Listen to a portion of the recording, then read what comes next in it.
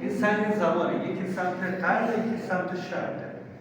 این به خاطر که دربکا از 2 ساعت قبل از اذان می اومدن تو همون، برای اینکه متوجه بشن که آفتاب طلوع میکنه یا که آفتاب غروب میکنه، این سنگ رو قرار داد. در طول روز هم باعث روشنایی داخل حمام میشه. الان ما یه ناپی گذاشتیم پشتش که قشنگ نشون میده که چرا الان بسته شده، اون موقع باز بوده، الان ساختمان اومده پشتش.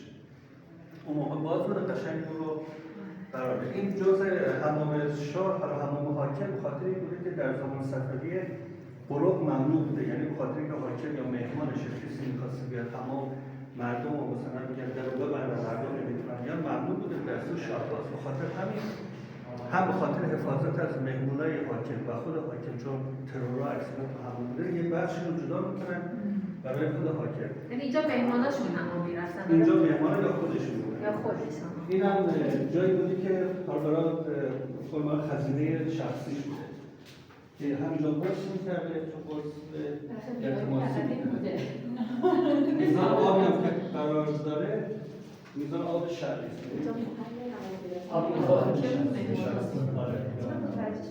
این حالا جایی بوده که آب می‌ریختن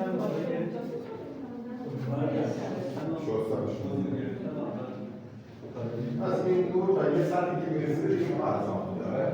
نه، اذان دیگه میمونه بالا.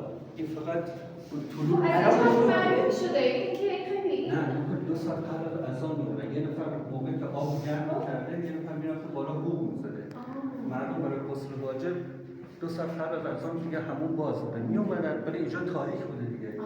از روی این طلوع خورشید رو متوجه میشدن دیگه. مردم میرن تا حالا سر چون در واقع از صبح میومدن تا شب ورزششون می‌کنن.